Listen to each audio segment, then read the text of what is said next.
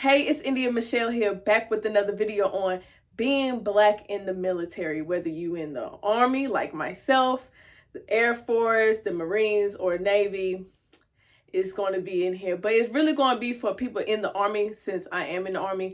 But I'm pretty sure you people in other branches can kind of use this, and probably kind of feel the same way, what I'm saying, just being black.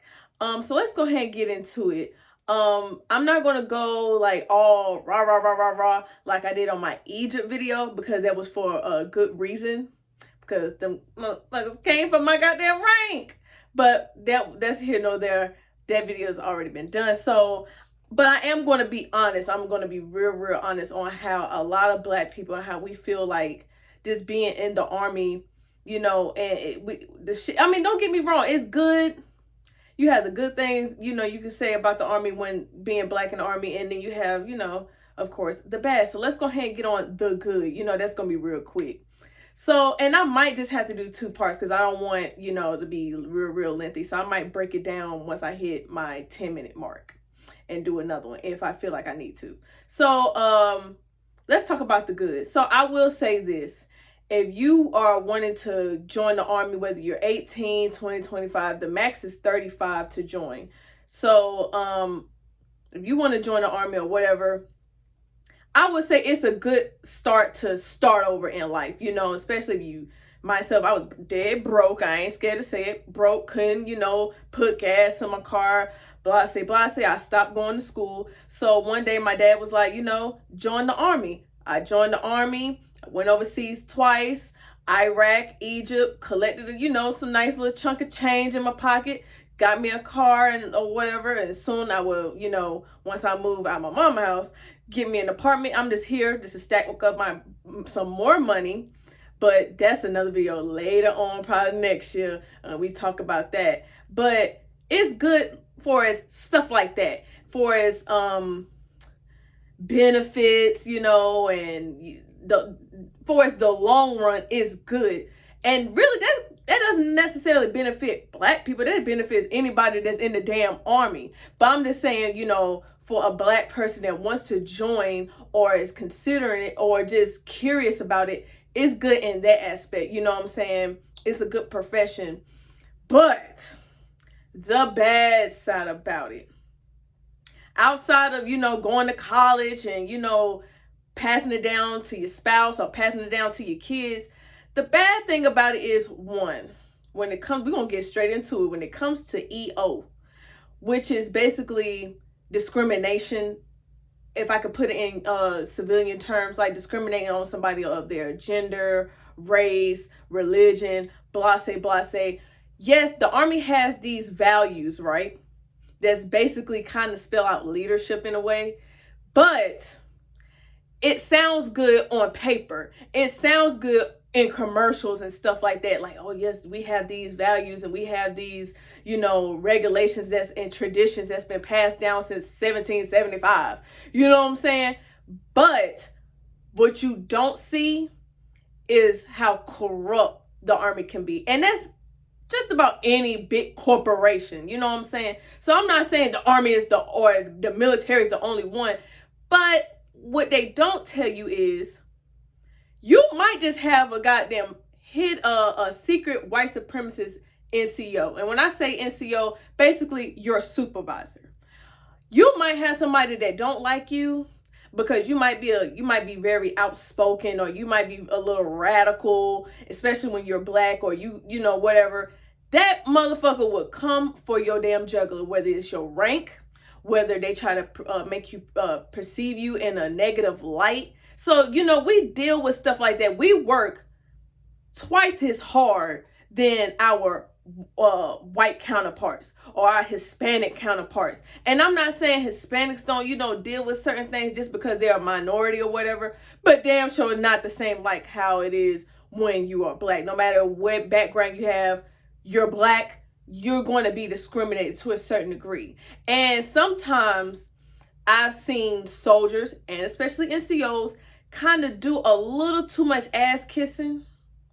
And we're going to say y'all do a little too much ass kissing when you get around white folks.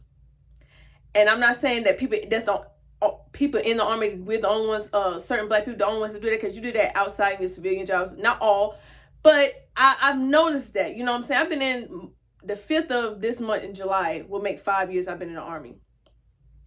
And I get it, you don't want to be stagnant in your rank or in whatever position. You want to progress, whether you want to go be an officer or whatever you decide to do. But stay true to yourself, you know what I'm saying? Don't sit here and feel like you got a buck dance or a chuck and jive or however you say it just to impress another motherfucker. Because guess what?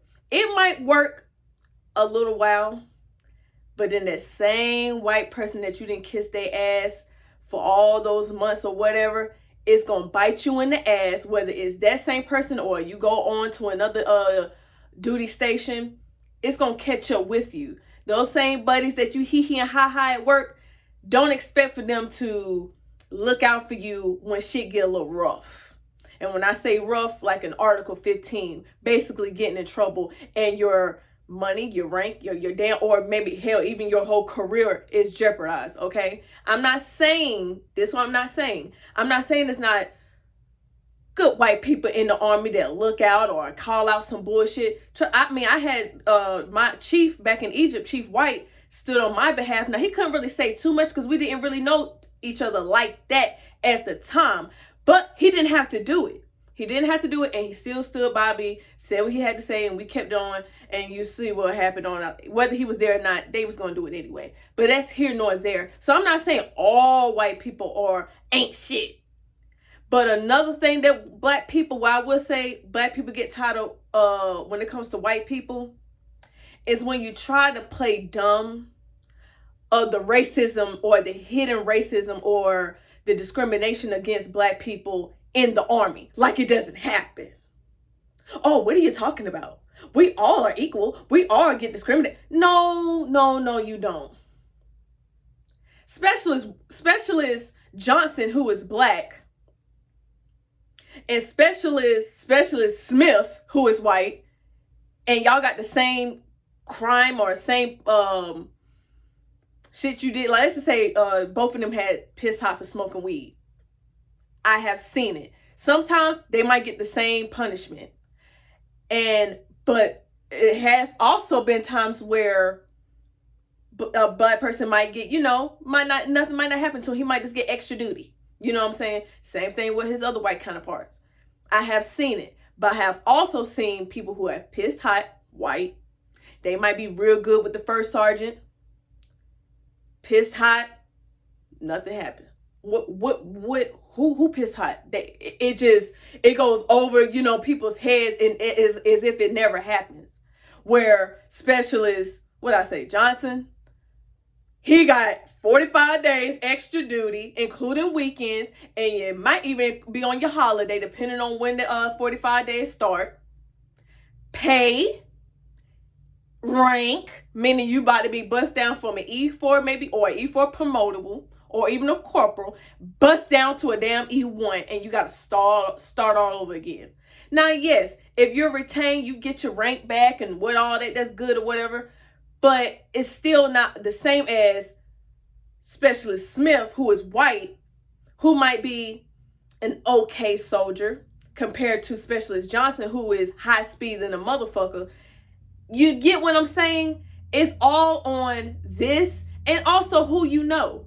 And also, who is your leadership? Because while I'm switching over to the white people, I'm not going to just get on them. Because you have also black people, and I'm getting on you, the Hispanics as well. Asians, they kind of play in the same realm as white people. But black people, and I'm also get on the black female NCOs or just female NCOs. Oh, I'm gonna come for y'all asses too. Matter of fact, because I'm already about to hit 10 minutes, I'm definitely gonna give you part 2. When it comes to black people, you got some black people that's some niggas. Whether you soldiers, NCOs, officers, chief, whatever, warrant officer, don't matter. You got some riders in the Army. You know what I'm saying? We love to stick together. Of course, they always want to do the right thing because, this is your job. But then you got some other black people, that's some coons. And people like myself, we don't claim them. I know you're probably thinking like, damn, it done got a little dark in the background a little bit. Yeah, it's nighttime, you know, I had to run a couple of errands or whatever. But yeah, we don't claim them niggas. You know, I'm not saying that you can't step on a couple of motherfuckers' necks, you know, to get to the top. And that's in any, you know, profession. You know, sometimes you kind of got to get your hands a little dirty. It sounds fucked up, but that's just how life goes. You know what I'm saying? But it's different when you're doing that compared to when you're trying to jeopardize someone else's career so you can get ahead, so you can look good on your NCOER. And basically an NCOER is like, in civilian terms, like a resume to a certain degree, if that's a good way to put it. But yeah, you never get far. And that's not just with Black people, that's what pretty much a lot of people do that in the Army. It's really hard to differentiate, if that's how you say it, differentiate if who's your friend, who's your friend, who's not your friend.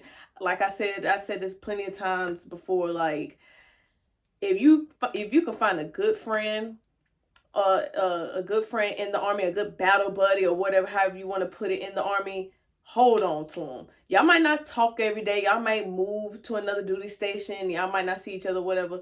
But hold on to them people, because it's very hard to find. It's some grimy motherfuckers in the military, whether it's close, y'all beside each other like battle buddies, y'all the same rank structure, or it's your NCO or officer. Them motherfuckers are grimy. Do you hear me? Be mindful when you tell your business, because they'll sit here and act like they're concerned and talk about your business to the next motherfucker and be on some girl this, and let me tell you that. Trust me, I done sat with a couple of chiefs and your platoon sergeant talking about the other soldiers. So just be mindful. And also and I told this one girl, she's just got shout out to Aja, she just went to basic training a couple of days, well, like yesterday. And I told her, let me tell you something. Now I know I'm kind of going a little bit over my time. Do not let these NCOs, especially when you first going in, and them drill sergeants talk to you crazy. Okay? You say it with respect, like with all due respect, blase, blase, but don't let them talk to you crazy just because they outrank you. Because some of them have this God-like persona about them, and they forget who the hell they talking to, and they forget that they was once soldiers. But yeah, I don't really need to get too deep on that. That's kind of self-explanatory. But I'm going to go ahead and end it right there. Y'all leave it a comment at the bottom. I am going to give you part 2 because this is getting a little lengthy. And I don't want it to get too long, but I'm going to give you part 2. And yeah, I got my Snapchat back on finally. I got back on that shit. So it's India__Michelle on both Instagram and Snapchat. And until next time with part 2. Bye-bye.